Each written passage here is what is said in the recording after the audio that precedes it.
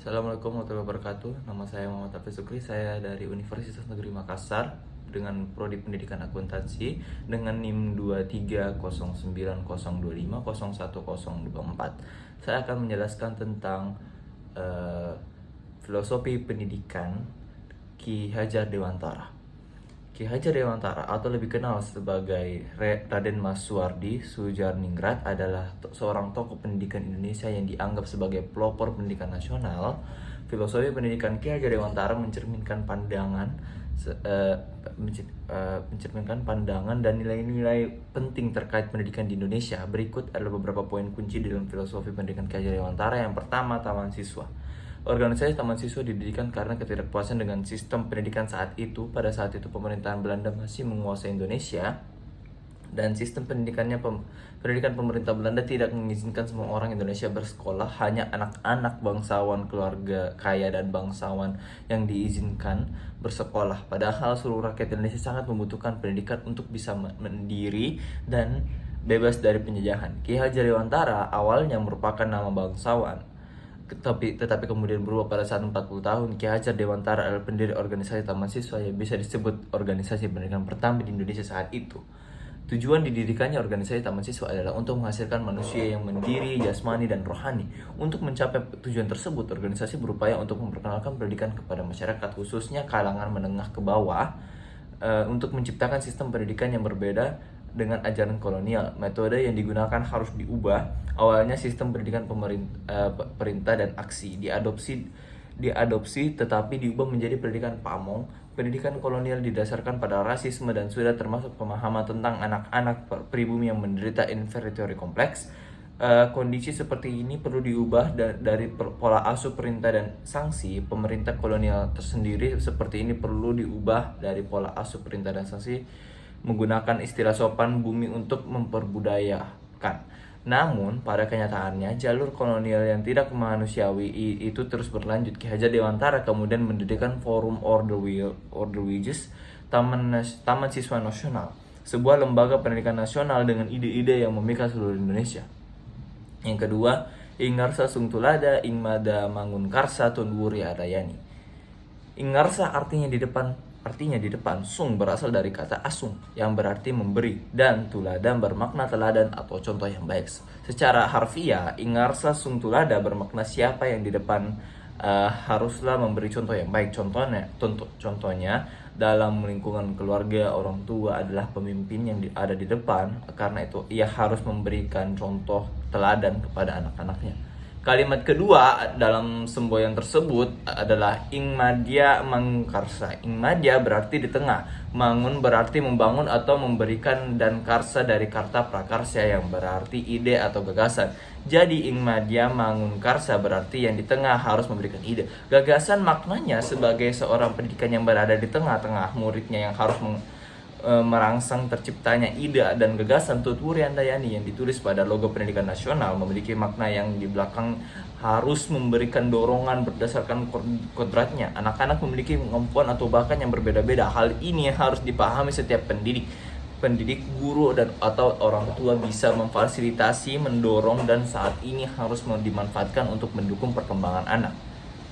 Ini adalah ajaran Tritunggal yang menjadi dasar dari pendidikan Ki Hajar Dewantara. Artinya di depan memberikan contoh yang baik, Ingarsa Sangtulada, di tengah memberikan dorongan, Ingmadya Mangunkarsa, dan di belakang memberikan bantuan, Tutwuri Handayani. Ajaran ini mencerminkan pendekatan pada pedagogis dan yang holistik dan peduli terhadap pendidikan yang penuh potensi anak. Yang ketiga, pendidikan untuk kemerdekaan. Pendidikan untuk kemerdekaan Ki Hajar Dewantara merujuk pada konsep pendidikan yang dikemukakan oleh Ki Hajar Dewantara yang menekankan pada manusia dan kemerdekaan siswa dalam segala aspek kehidupan, baik secara fisik, mental, jasmani, dan rohani. Beberapa poin penting dalam pendidikan kemerdekaan Ki Hajar Dewantara meliputi 5 ini, yaitu yang pertama, kemerdekaan dalam belajar, yang kedua, sistem AMO, yang ketiga, asas-asas dalam pendidikan, yang keempat, pengajaran melalui metode AMO, yang kelima, pengembangan budi pekerti. Ki Hajar Dewantara juga menegaskan pentingnya mengajar anak-anak didik berdasarkan bakat mereka dan memperhatikan jiwa merdeka serta kreativitasnya. Hal ini menjadi dasar dalam pendidikan yang diusung oleh Ki Hajar Dewantara, yaitu Merdeka Belajar, yang menjadi program kebijakan Merdeka Belajar dari pemerintahan Kementerian Pendidikan dan Kebudayaan Republik Indonesia. Yang keempat, pendidikan karakter. Pendidikan karakter menurut Ki Hajar Dewantara menekankan pentingnya pengembangan budi pekerti siswa melalui oleh cipta, oleh karya, oleh karsa, dan oleh raga. Ki Hajar Dewantara juga menekankan aspek kemerdekaan dalam belajar, di mana siswa harus merdeka untuk berkembang sesuai dengan minat dan bakatnya. Menurut Ki Hajar Dewantara, pendidikan karakter juga melibatkan pengajaran melalui metode Among yang mencakup tuturi andayani, pengajar melalui cerita dan pengajaran melalui permainan. Selain itu, Ki Hajar Dewantara menegaskan pentingnya mengajarkan anak-anak didik berdasarkan bakat mereka dan memperhatikan jiwa mereka serta kreativitasnya. Dalam konsep pendidikan Ki Hajar Dewantara tersebut, karakter dianggap sebagai perilaku, dan Ki Hajar Dewantara menekankan pentingnya pendidikan budi pekerti dalam memanusiakan manusia dan kemerdekaan siswa dalam aspek kehidupan. Yang kelima, kearifan lokal. Meskipun mengambil inspirasi dari ide-ide barat, Ki Hajar Dewantara juga menekankan kearifan lokal. Ia mengakui nilai-nilai budaya Indonesia dan menyuarakan kepentingan untuk memasuki elemen-elemen lokal dan pendidikan. Ki Hajar Dewantara memperjuangkan pendidikan berbasis kearifan lokal atau budaya Indonesia. Ia memperjuangkan penggunaan bahasa dan budaya lokal dalam penelitian dan dalam pendidikan. Konsep pendidikan Ki Hajar Dewantara juga mengimplementasikan kearifan lokal di tengah kehidupan keras kolonialisme dalam pendidikan yang diusung oleh Ki Hajar Dewantara. Kearifan lokal menjadi bagian integral dalam metode pendidikan. Ia mengintegrasikan kearifan lokal dalam pendidikan sebagai bagian dari identitas bangsa dan sambil tetap terbuka terhadap budaya lain yang didapatkan meningkatkan kualitas budaya sendiri. Yang keenam, pendidikan seumur hidup. Filosofi pendidikan Ki Hajar Dewantara juga mencakup gagasan pendidikan seumur hidup.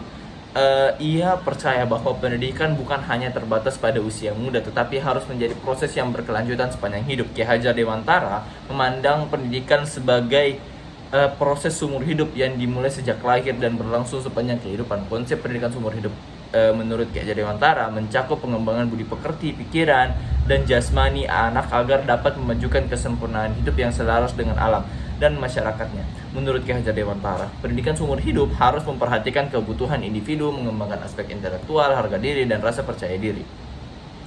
Yang ketujuh, pendidikan inklusif. Taman siswa didirikan dengan prinsip-prinsip inklusif, menawarkan pendidikan kepada semua lapisan masyarakat tanpa diskriminasi. Hal ini sejalan dengan tekadnya untuk memberikan pendidikan kepada semua, tanpa memandang status sosial atau ekonomi. Ki Hajar